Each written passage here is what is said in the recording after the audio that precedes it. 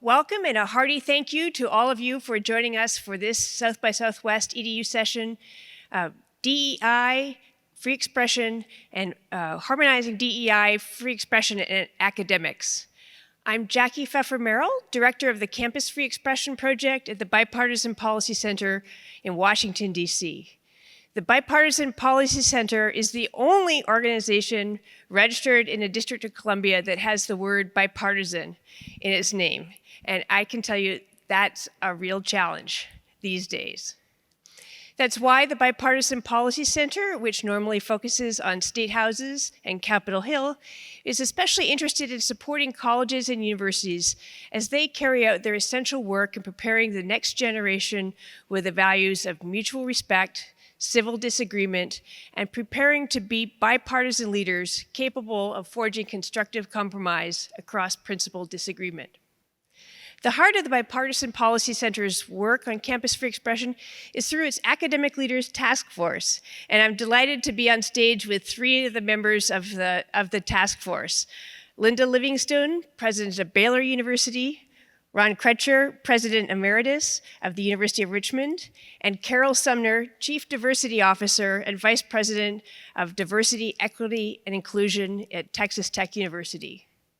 The task force released its report, Campus Free Expression, a New Roadmap, shortly after Thanksgiving, and this consensus task force report was offered by the task force as a strategic guide about how to foster freedom of expression in a culture of open inquiry during this period of stark polarization and an uncivil tone in our national discourse.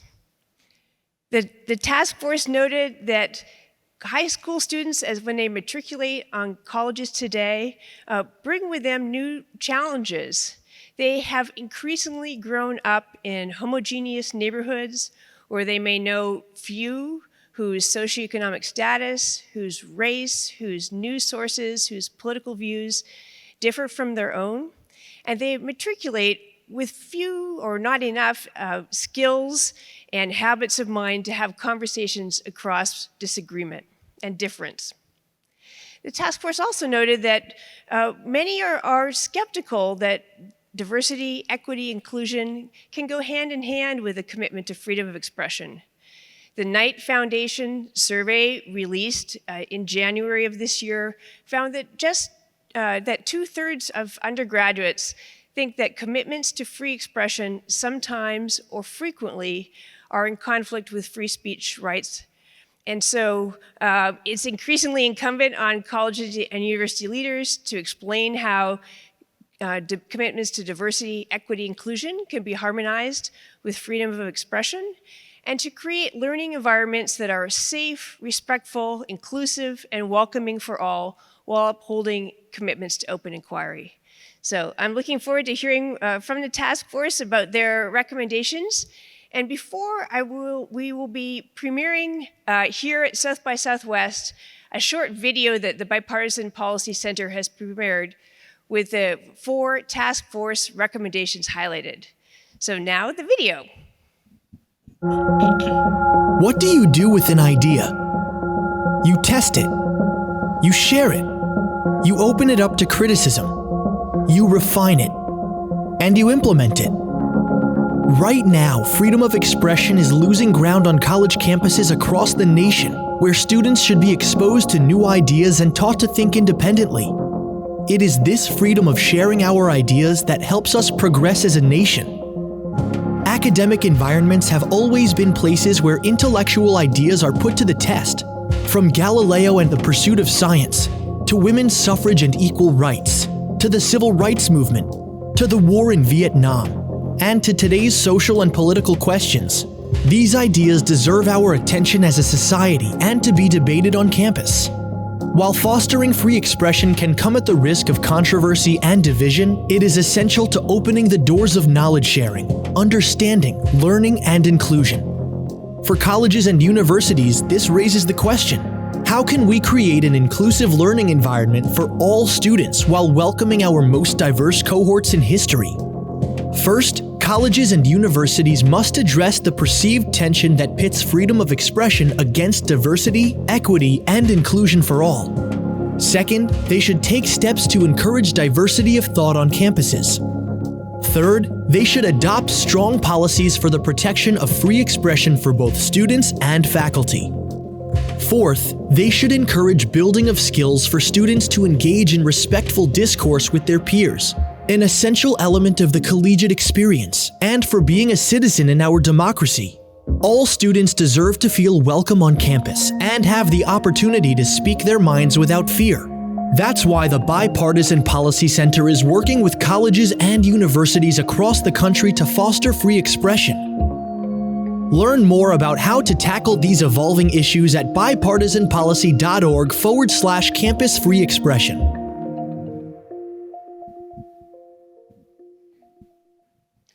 Great. Well, thank you again all for coming, and I want to encourage you to pose your questions as we go through the conversation using the South by Southwest Go app and going to our session and then pressing on engage and then question and answer, and we'll leave plenty of time for questions and answers from the audience. And now, for our task force members, I'm going to start with you, Ron. So as president at the University of Richmond, you wrote and spoke very much about the perceived tension between diversity, inclusion, and freedom of expression. And then you also had a lot of experience with occasions when those tensions really rose to the surface. For example, when University of Richmond hosted a transgender critic, and when there was more recent controversies about the renaming potentially of buildings. So first, could you just start us off? How do you think about diversity, equity, and inclusion, and freedom of expression, and maybe one of these examples about the naming of buildings? Absolutely. Well, let me first give you a sense. The University of Richmond is a private university with 4,000 students located in what was the capital of the Confederacy. When I graduated from high school in 1965, I would not have been accepted at the University of Richmond. Our first black students came in 1968. And when I was approached by the search firm to be a candidate after having served for 10 years as a president of another college, what really intrigued me was the fact that the University of Richmond had, under the leadership of my predecessor, become incredibly more diverse. So, 2007, 9% Pell Grant eligible, and now about 20%. 2007, 11% students of color, now in excess of 30%. So, as a person who's been committed to diversity, equity, inclusion, and equal access to higher education in my entire career, I was intrigued by the opportunity to go to the University of Richmond because I saw a chance to develop eventually a truly inclusive community. What surprised me, however, was the fact that while we had, we were much more diverse, as Jackie just alluded to, unfortunately, our students come to us with not very much experience interacting with people who had different perspectives than they do. And so I felt, because my wife and I have had a mentoring group for 22 years. We mentor students. And the focus of our group has been to bring diverse groups of students together and help them learn how to have difficult conversations across difference. And I won't go, there's a number of things that we did, but I took it on as president to make certain that I focused on this issue. Because truly, I'm a child of the civil rights movement. And I think one of the mistakes we made back in the 60s was that we felt if we opened up our doors and invited more black students to our universities, everyone would link arms, sing Kumbaya, and everything would be fine. And that didn't happen, right? And so if you want to have a truly inclusive community, there has to be cross-fertilization across those differences, race, gender, income, et cetera. And so there were a lot of challenges there. But over the time, of the 7 years I was there, because I was chipping at it, things seemed to be going very, very well. And then last year happened. So last year we had a naming situation that Jackie alluded to. And you've read in newspapers, Linda has some similar situations at Baylor. So the student government had asked us to remove the names of 2 individuals from the building. We learned they didn't really know much about the individual, so I commissioned some folks to do research. And so to get to the heart of the matter, my approach had been, I don't want to necessarily remove the name, although in one case I did suggest a change of name to put that name in contrast with a black man who had constantly been a thorn in the side of this white racist, but rather to use the knowledge about the history of these two individuals to better educate everybody on our campus about the evils of slavery, segregation, and et cetera. A slight miscalculation I made was that this was all happening the spring of 2021, just after we had had a national racial reckoning. And so not many people were willing to listen, to watch my video or read the long description that I had given. But the good news is, one of the things I said when I went to Richmond is that eventually this is going to get ugly, people. So the good news is they're now having those conversations. The board put the change on hold. We have a naming commission, and people are having the conversations. But I would say at the end of the day, it's still a work in progress, and it's a work that we as leaders in higher education have to be attendant to, and that was one of the outcomes of this report. We hope it will be useful for our leaders. Yeah, thank you. And you've already kind of mentioned the student piece of it, and I really want to feature that. So the task force, I know, spent a lot of time talking about student leaders and how to engage student leaders, registered student organizations, students broadly on the campus. We did, as part of the task force, there was a student member, Ross Irwin, who's gone on to be COO of Bridge USA, which has campus chapters on 44 campuses, trying to depolarize campuses. So, Carol, I want to put this question to you, since you have a long history with student affairs. How is it that we bring students and student affairs leader or students into this conversation and engage students as partners? Well, this coming to Tech, I've been at Texas Tech, it'll be 4 years in June. And 4 days into my tenure at Tech, we had a social media incident that occurred that was racist in its what happened. And the students were calling for those that had made the social media post to be expelled from the university. It was an issue around free speech. And my many years of experience had provided me with an opportunity to really understand we have to create a space for students to talk about these issues before they have reached the epitome of frustration. We have to create a space for the students to be able to understand they have agency and they're not subject to others' experiences or others without the opportunity to provide feedback. And so what we did in working through that as a Black woman, having conversations with other parents, because the students that had put the post forward were white males, and they were making statements about Hispanic and Latino individuals and low-income individuals. But what we talked about was the need to be able to have policies that were consistent in practice. And moreover, to give the students an opportunity to understand you don't have to react and respond, but that you can be active in this process. Simply because you don't like what they've said doesn't mean it requires you to be silent. But we're asking you to understand and engage. And so as a skill set, what we're trying to do with students is to get them to understand this is a lived experience that does not start and end at the university. And the skill set that you're getting here is not just about your academic credential, but really moving from adolescent to adult. How do you go about having these kinds of difficult conversations with others who may not see like you, with the hope you will learn something? And that in this, we're not making it personal, but we recognize that we don't all have to see eye to eye. And so through student organizations we have worked, we created space for the students to create their own group. They call themselves SILC, Student Intersectional Leadership Council. And they're working, whether they're affiliated with an organization or not, to identify ways that they can be actively engaged. And so I'll give one last example. When we have speakers that come to campus, we don't necessarily not have the call to say, don't have that person come.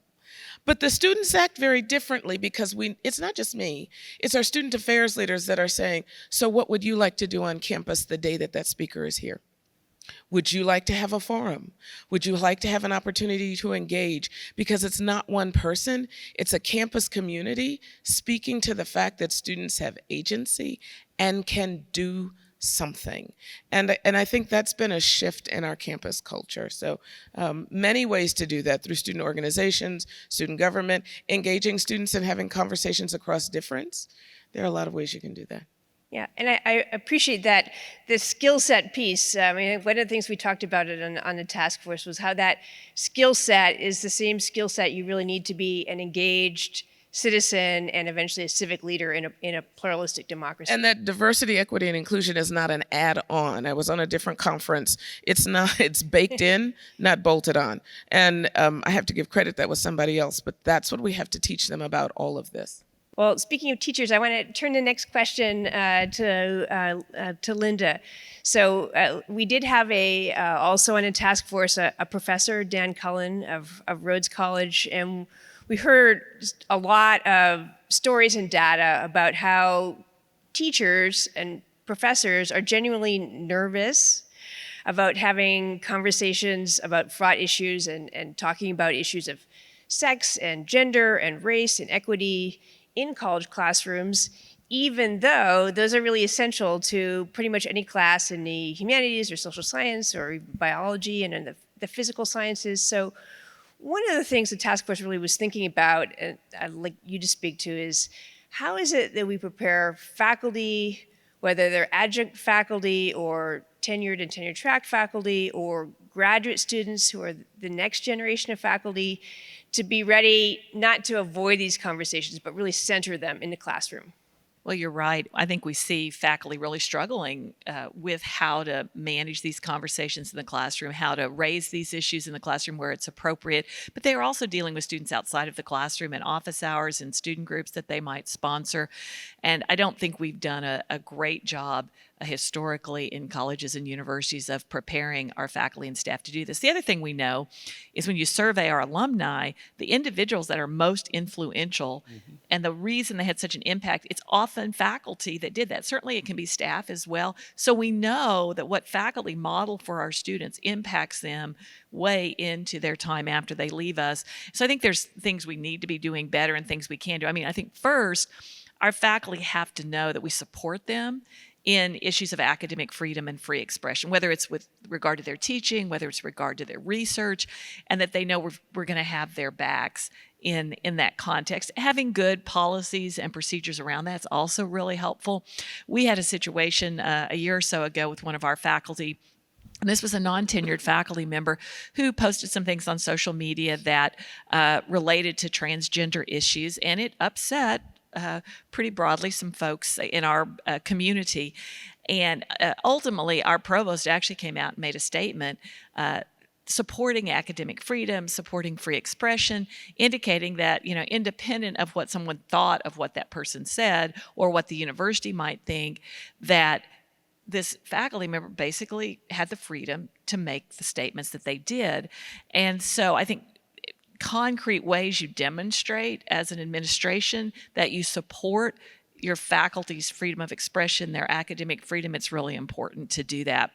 The other thing I think we've got to do better is to prepare our faculty. Just as we've got to teach our students and model for them, our faculty and staff need to have that training as well. How do I lead a discussion in class around difficult and controversial issues? How do I, when something comes up in class that I wasn't expecting, how am I prepared to deal with that? And that can actually be some of the hardest because you haven't really prepared for it. When a student comes to my office with a hard issue, how do I have that conversation with them? So I think we've got to do a better job of whether it's a new faculty orientation, whether it's in ongoing educational programs we have, and then certainly with graduate students. I think as they go through our PhD programs, it's part of what we need to help them understand. And then particular if we're having them teach classes for us, they need to understand that because they're typically less experienced anyway and can actually be put in some of the more difficult circumstances. So I think there's a variety of ways that we can support. Just to illustrate, we have a couple that teach us some classes together, and they led a discussion a few weeks after the Obergefell decision that legalized same-sex marriage, and they led a discussion in class on that. And we're a faith-based university, so almost campuses, you would have a diversity of views on that. And they led a really rich, robust discussion, pulling out different perspectives from students on that in the classroom, for what was on our campus could be a pretty fraught issue and hard to discuss. One of the students told me later they actually learned that the two faculty didn't agree on that decision, but you never knew that in the discussion. So they had a real ability to model for the students how to have those kinds of conversations. Yeah, and I think, all those pieces of support for faculty are really important. And I also appreciated as a reader of the task force report, the kind of affirmation in the task force report that faculty, for the most part, really do try their best.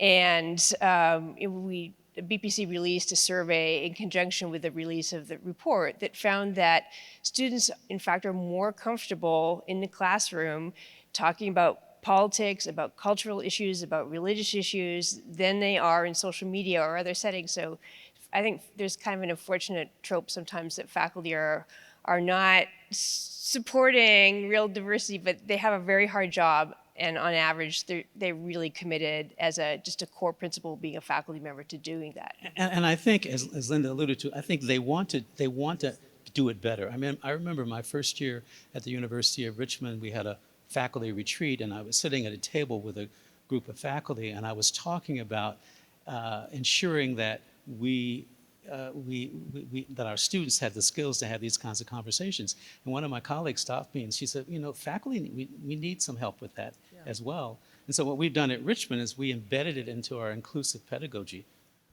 workshops that faculty do. That is, the whole notion of the diversity, the viewpoint diversity, and how to deal with these kinds of issues when they come up. I think faculty really, you're right, Jackie, that I think in the press you hear a lot about people who are not doing that. And they're really, I think, in the minority at most institutions. Wouldn't you agree? I agree, absolutely. Well, and what's also, what they're reiterating is that faculty are also negotiating this in their own personal spaces. So they're also trying to be neutral in their perspective while teaching and potentially being personally impacted by the very topics that they're talking about.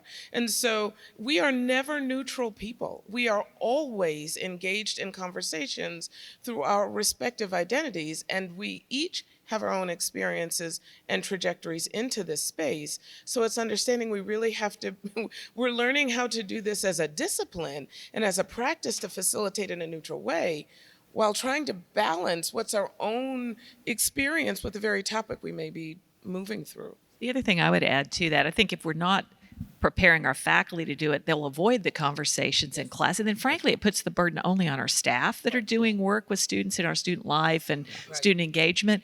And students need to see it modeled across all aspects of their education and learn about it in different contexts, whether it's an academic context or more of a student life context. And so it's just really important that our faculty are a part of this process. Yeah, I think the report included specific recommendations for different constituencies on campus.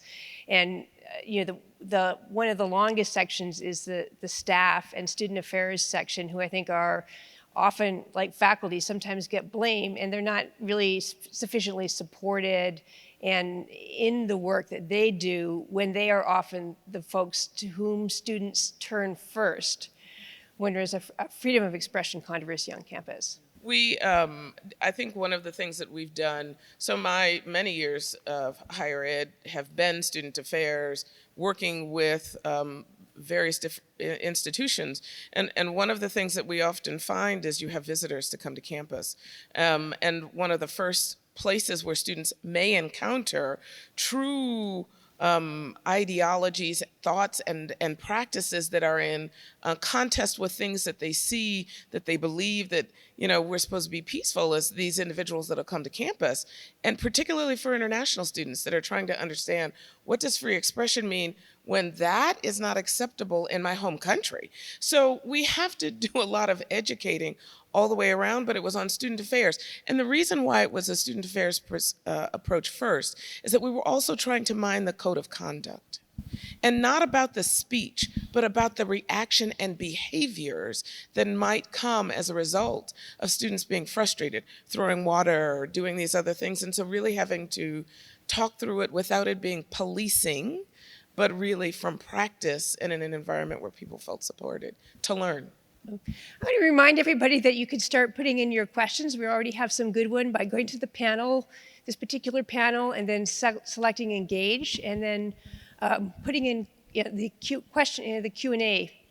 I want to have a couple other questions that I want to ask, but I want to just ask, is there any other task force recommendation that we haven't touched on yet that you would particularly like to highlight as part of our conversation? Well, I mean, I would say the notion of developing policies to ensure that those individuals, well, actually, Linda gave an example a few minutes ago, individuals who may make a controversial statement are protected. And so they know from the highest echelons in the university that they will be protected. It doesn't mean that you necessarily have to agree with them, right? And that's the way I've always approached it.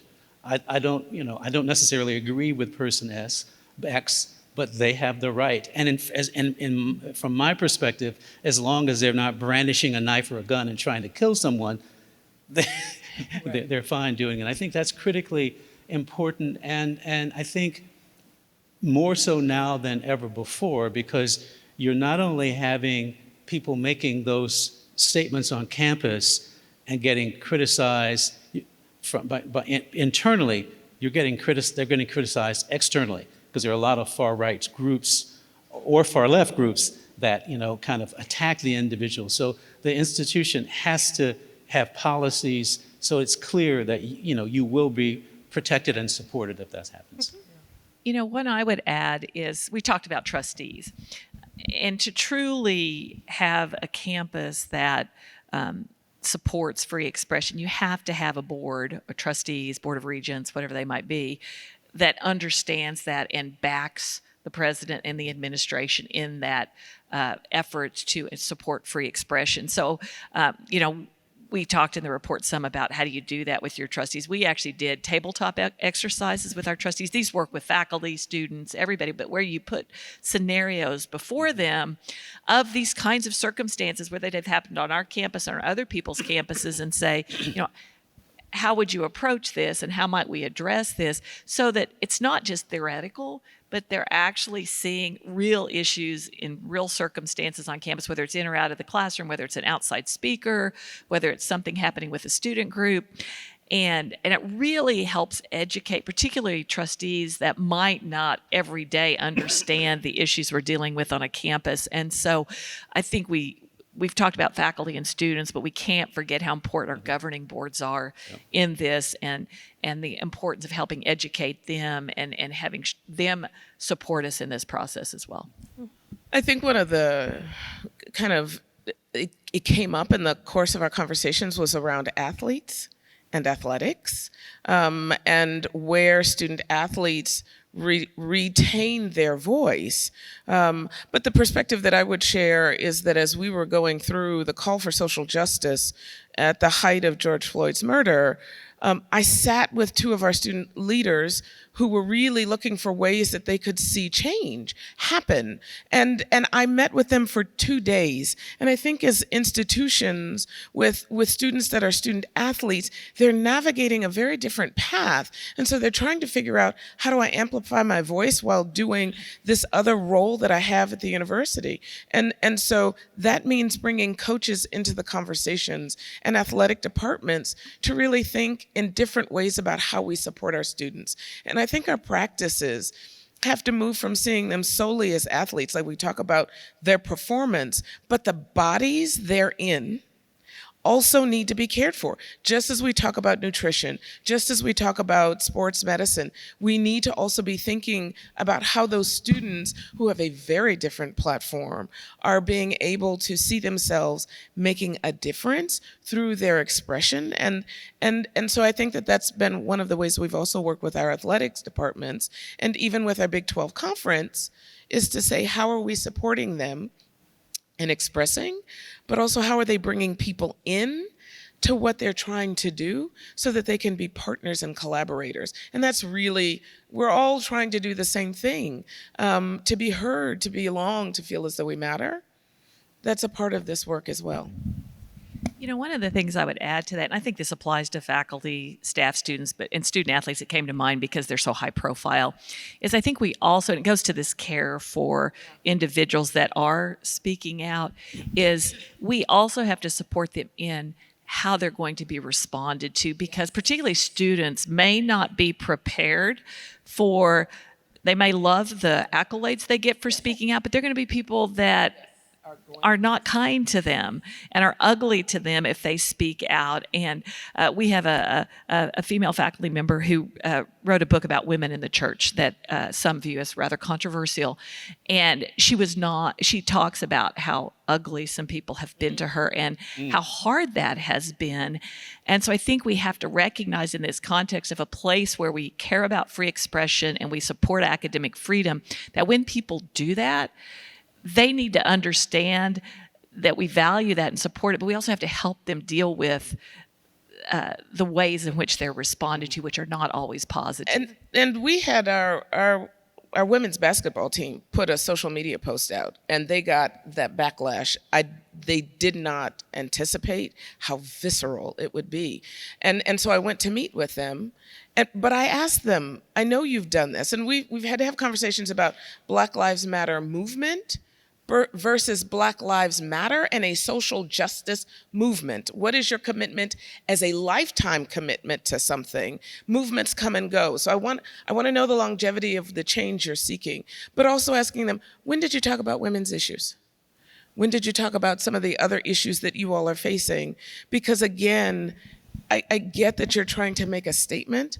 I also want you to think about impact. And the high profile nature of where they sit, it gives them a voice and a platform. I want them to make the most of that opportunity as much as I can help inform them. What they choose to do with it is what they choose to do. But I mean, it's my observation, I mean, I've been in higher education for 44 years, that, students, even though, they come to us from segregated communities, et cetera, students, when given an opportunity, want to be exposed to different perspectives, but they just don't know how to do it. And I'll give you an example, the naming situation. So shortly after I sent out the announcement that we weren't going to change the names, I had my mentoring group. I have first-year students mentoring group, very diverse group. So I said, well, what do you think about my memo that I sent? I mean, and now, basically, this is in the second semester. We've developed a very good relationship from the very beginning. And so one young man, a biracial young man from the Northeast said, well, I agreed with the black students who were protesting that we need to change the names, and blah, blah, blah, et cetera. Then we went through the discussion, and several people, we had a broad range of perspectives. At the end of the 45 minutes, the young man who started out said, President Crutcher, I want to say to you one thing.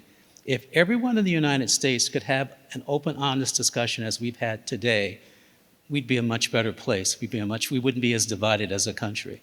And so he said, I haven't necessarily changed my mind, but I see now a broader perspective. And that's what it's all about. Mm-hmm. I say to my students, when you sit down with someone with whom you disagree or you don't have the same perspective, the goal is not necessarily to change their mind or for your mind to be changed. The goal is to have a deeper understanding about why they might hold their views. And so you can at least then view them as another human being. I mean, where we are right now is this intense polarization has ended up, we're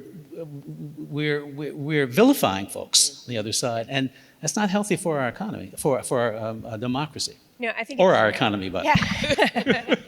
Is there just a real civic skills deficit? Yes, yes. And, I think this touches on how colleges and universities can fulfill that task that we charge them with in the United States. It isn't true of universities all around the world, of preparing people to take their place in a pluralistic democracy.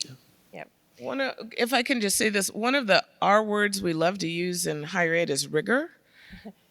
And one of the things that we're also trying to teach students is, what is the rigor of your argument?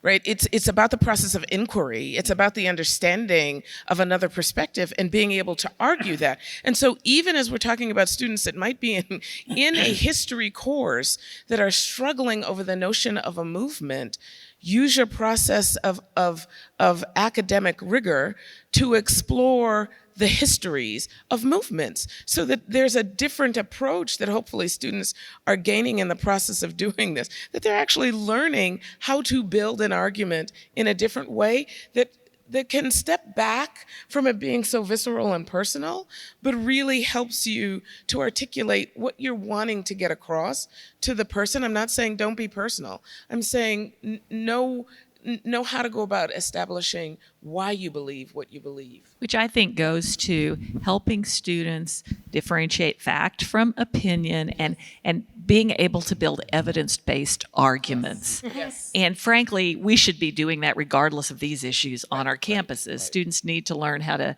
think critically about things, how to find original sources to support perspectives, and to build evidence-based arguments. And oftentimes what we see, particularly on social media, is lots of opinion and very little fact. Yes. And at universities, we've really got to focus on evidence and having conversations around evidence. And I will also say, I should have mentioned this earlier, one of the things that my wife and I have done the last 3 years with our mentoring group is when they come in, before they enter as freshmen, we require them to have gone through the Open Mind platform. And it's called openmindplatform.org, which is all about helping students understand why viewpoint diversity is important.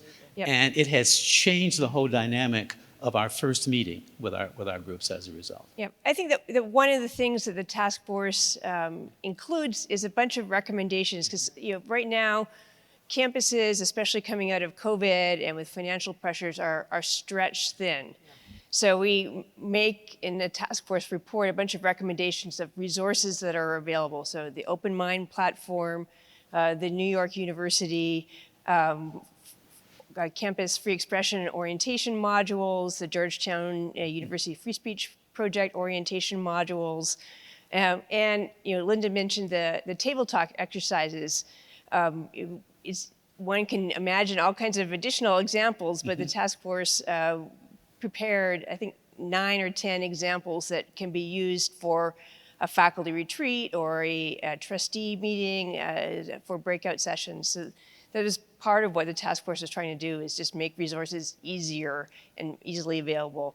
I want to turn to questions. We have a bunch of very good ones coming in, but before that, I just want one last question for you, Ron. So the task force was co-chaired by 2 governors, Governor Chris Gregoire of Washington and Jim Douglas of Vermont. And one of the reasons they were very motivated to get involved in free expression and the task force is that they were really concerned as former governors about the ways in which executives and state legislatures are interfering in this aspect of campus governance. And we've already seen this year in 17 states,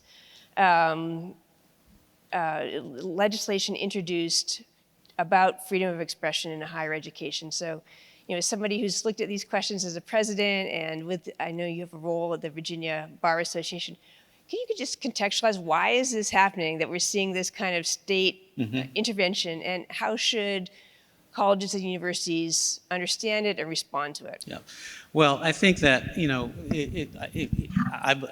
the short answer is I think it's a function of the extreme polarization that I alluded to before, the fact that there have always been people, we've had Democrats and Republicans for years, but people were able to work together across the aisle, and now not only are they not willing to work together, they are demonizing the other side, and so this is there's no easy answer here for higher education individuals, except what I would say is that higher education leaders need to wake up and realize that people in governments, in government writ large, not just the state governments, but the national governments, do not perceive that we're doing a good job in terms of developing young citizens for the future.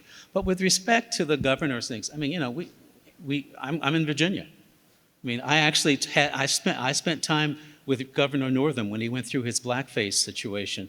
He's a good man, and I sat down with him and took him some books. I hope to be able to do that to our new governor as well. I haven't met him yet, but in Virginia, he used critical race theory as a wedge, and it was a ruse, of course, because high schools don't teach critical race theory. And I think in some ways, some of the laws that are being passed with respect to critical race theory, I just read about one in Florida this morning where they're banning teaching about transgender and things of that sort, impedes the very notion of free expression, if you will. Because if everything's not on the table, then you can't have that open, honest conversation. What I would hope for, ideally, and I'm not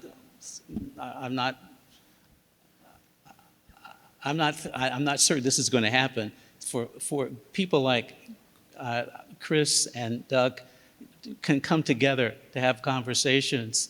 And in fact, I've suggested that to one of our leaders, because otherwise, we're just going to be a stalemate, basically. Governments will do their thing, and then universities will dig their heels in, and we won't get anywhere. Yeah, I'm going to turn to some of the questions that are coming in, but I'll mention that Governors Gregoire and Douglas are having an op-ed come out scheduled for later this week in Inside Higher Ed, touching on exactly this question and saying as former governors, this is not an issue for State House interference. So some of the questions, we had a lot of questions coming in. One that I saw a moment ago, Linda mentioned professional development faculty for conversation and having these conversations in the classroom. Is there more that we can say about how things that we can do to prepare faculty for these kinds of conversations? Well, I'm going to assume that individuals are looking at more universal design approaches to the work that we do, and how are we going about engaging people that learn differently, people that think differently, people who have a different experience with access, looking at how are we creating more inclusive environments for individuals across. And maybe if I can frame for you all the way that I think about diversity, there's not one of us that's the same as another. Even if we were identical twins, we would still have differences in the way that we exist. So I know that when we often talk about diversity, equity, and inclusion, we're thinking about it through the potential 13 different criteria that you can check a box on a census.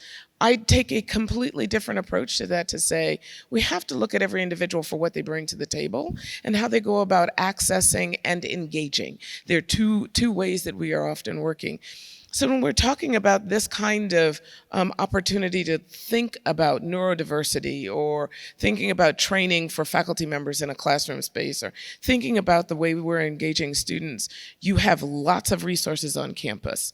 You have a teaching learning, it's TLPDC, the Center for Teaching and Learning. You all may have it under that name.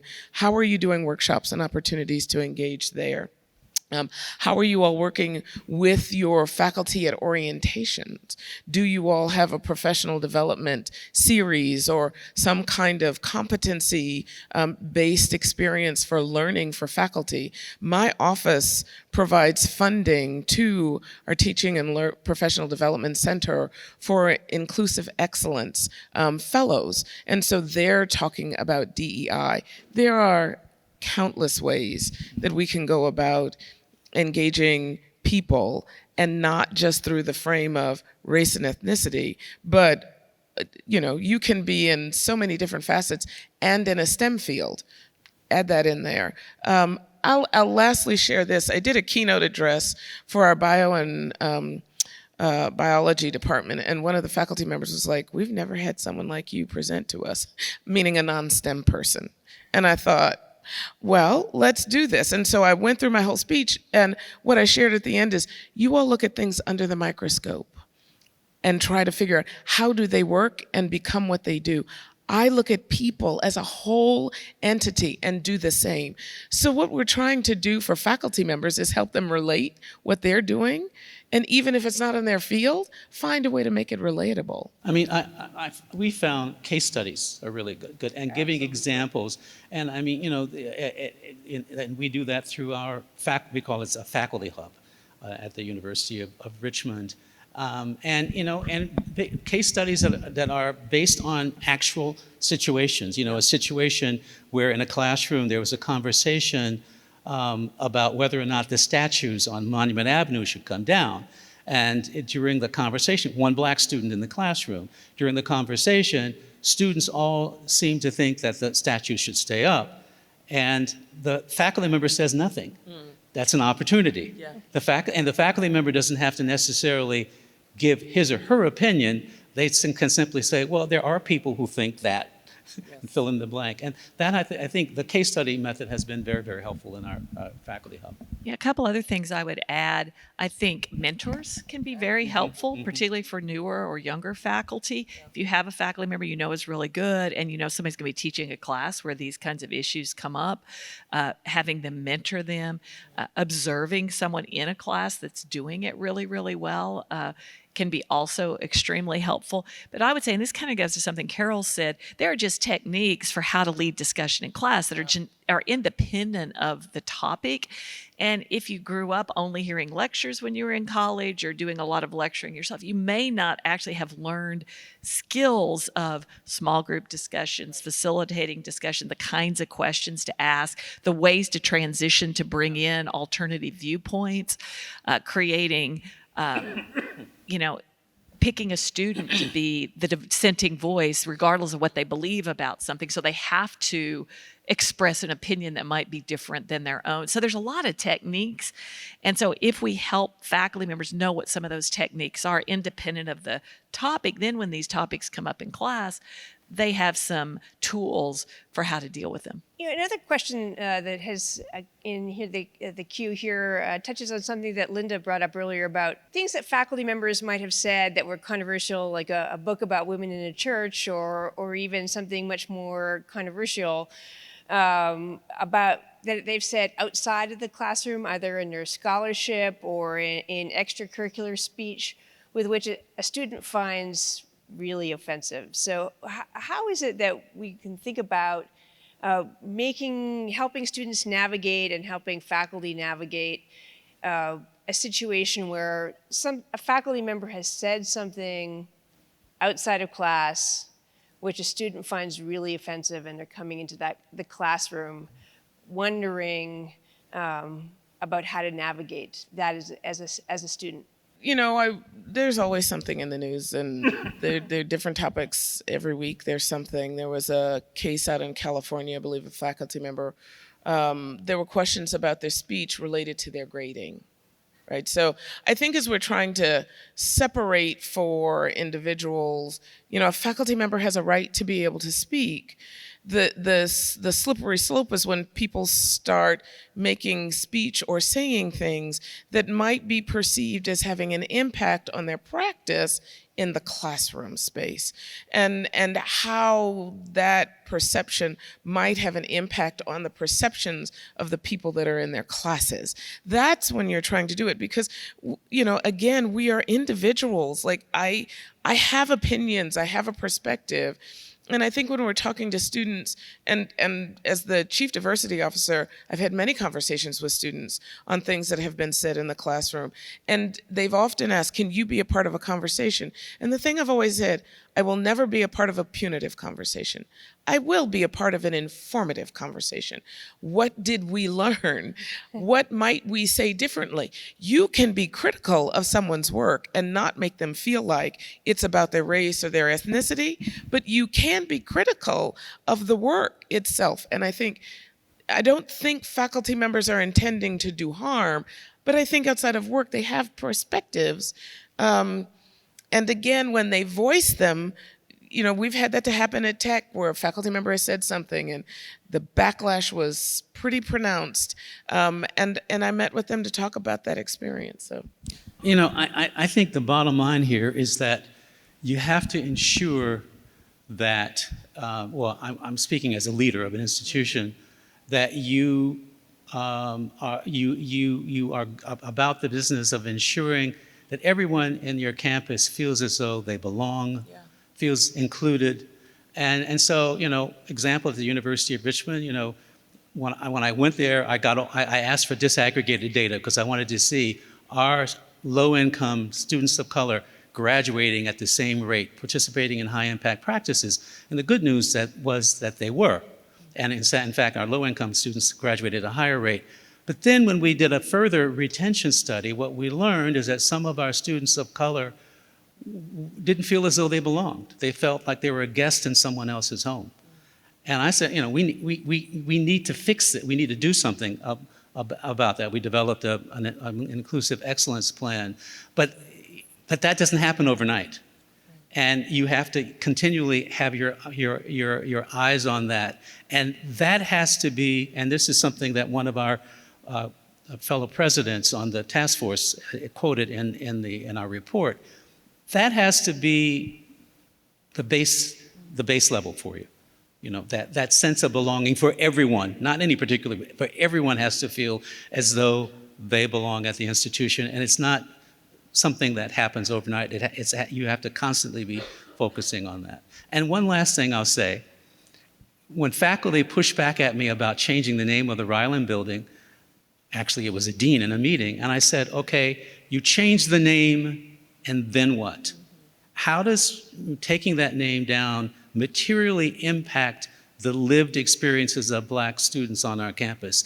Yes, we need to work with those who feel uncomfortable about being in the building and kind of work through that. But if we allow them to stay there, we will not have served them well in terms of preparing them for the real world. The other thing I would add, students are going to have difficult issues they face once they leave our institutions as well, with their supervisors, with their coworkers. So I think one of the things we have to try to help them understand, it's difficult in a power differential situation, but we have to help them understand how to raise difficult issues and have difficult conversations that might be uncomfortable for them and might be uncomfortable for the other person, but might help create kind of a learning conversation. So, whether they're comfortable going to a faculty member and having that kind of conversation, or taking someone like a Carol along, but to try to say, help me understand why you believe this, or, when you say this, this is how it impacts me, without accusing them of things.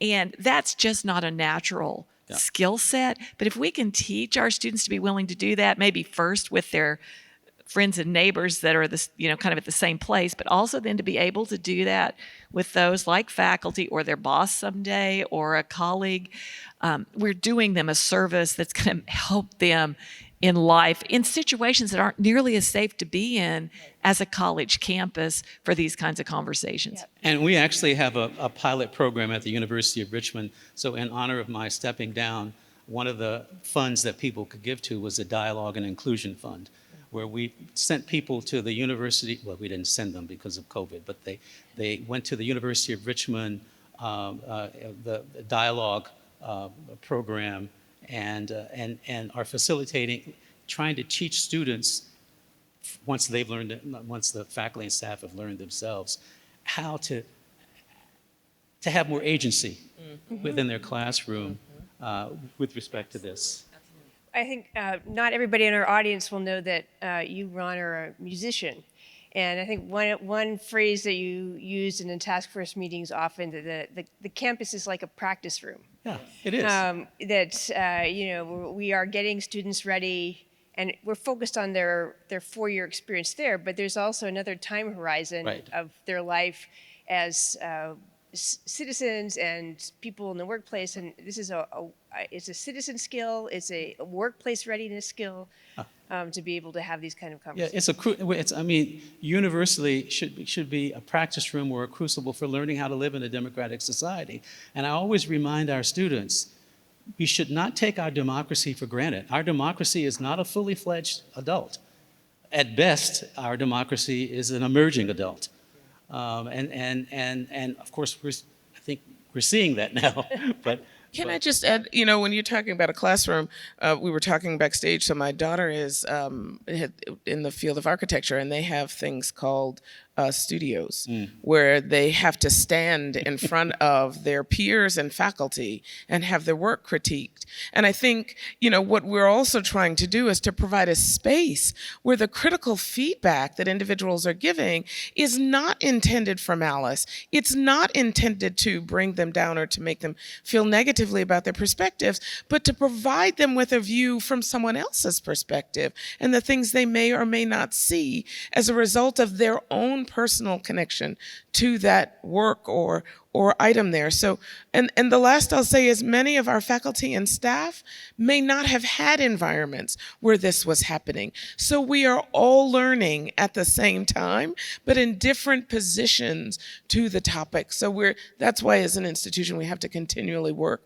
to educate and engage everyone. Just real quick, the other thing that made me think of was, I think one of the qualities in people that help with this is empathy. Absolutely. Absolutely. And so the more we can help develop empathy in our students and our staff and our faculty, doesn't mean you have to agree with the other person, but it means you have to be willing to listen and try to understand the experience that they're having. That may or may not change your view on things, but it does show a care and concern for the other person, even if they come at things differently. And developing empathy is an unbelievably important skill set, particularly for our young people. Yeah, and humility. We had we invited to address the task force some other leaders from higher education when we were partway through it. And, one of them observed, the admissions process. We tell students, you're such leaders, we want you to come to our campus. And yet, then when they arrive, we said, you need to be much more humble so that you're able to have these, learn to be an empathetic listener. I want to ask one last question from the questions that have been coming in, that is a hard one, about viewpoint diversity and political diversity on campuses, and the place of that consideration in the hiring process. So those are two separate tough topics in one question. Well, we actually have just dealt with this in the last 2 years at U of R, and what our provost did, with the help of his vice provost for faculty, is that now each search committee has an outside individual on, and it's not simply viewpoint diversity. It's just it's for the whole. So there's a person who's not in the department outside, but their goal is to ensure that as the committee is reviewing applications, they take viewpoint diversity into perspective. As you might well imagine, it was rather controversial, but this vice provost of faculty was really terrific, was able to get it through. And so we'll see. I mean, it's only been implemented. This is the first year. We don't have necessarily that statement. One of the things that we try to do is to ask people. So again, it's action-based questions that we're asking. How have you engaged with diverse communities? How has your pedagogy allowed for diverse perspectives to be a part of the dialogue or the experience in your classroom? Like, those are some of the questions you can ask without ever making it about whether your opinion is different or alike or the rest, but really have you facilitated opportunities for those to be presented in the spaces that you're in, or how have you navigated them? So you don't have to make it an either or. You do ask how people have engaged so that they're prepared for the potential when it does happen. We know that it's a part of our campus community. And I know a lot of campuses do this, but we've really begun pretty diligently in the last few years doing diversity training with every single search committee. And it touches on a lot of different aspects of diversity. And it does touch on what kinds of questions should we be asking to understand how they're going to engage in a diverse community setting. And so, and frankly, the more we talk about the importance of hiring diverse faculty along a broad set of dimensions, the more diverse the pools come. We actually have goals for our deans around some of these issues, and it makes a huge difference. As you start making it a priority, it influences the process dramatically. Right. Yeah, I know just one last comment. There was one question here about safety, and I think what we need to, do students who are in a classroom and a faculty member says something, and what I would say is that you have to differentiate physical safety from intellectual safety. You don't go to college and university to be intellectually safe. If that's the case, you shouldn't be there, right? And that means then you're going to come up against some ideas that are going to rattle you. And our job is to help you learn how to deal with being rattled and to get over that. Well, I think that's a perfect note to end the session. So I want to thank all of our audience for being part of this today. I want to thank Linda, Ron, and Carol, and I want to personally thank all other 9 members of the task force. The report is available on the Bipartisan Policy Center website, bipartisanpolicy.org. It has more footnotes, I think, than almost any other report that's been We're put out by educators. A lot of resources, though. Have Good those resources. and with a lot of resources about pedagogy, about getting ready to have conversations during an election season, and about first-year orientation and tabletop exercises. So I encourage you to download the report and to get in touch with the Bipartisan Policy Center and the task force through their email address, free.expression@bipartisanpolicy.org.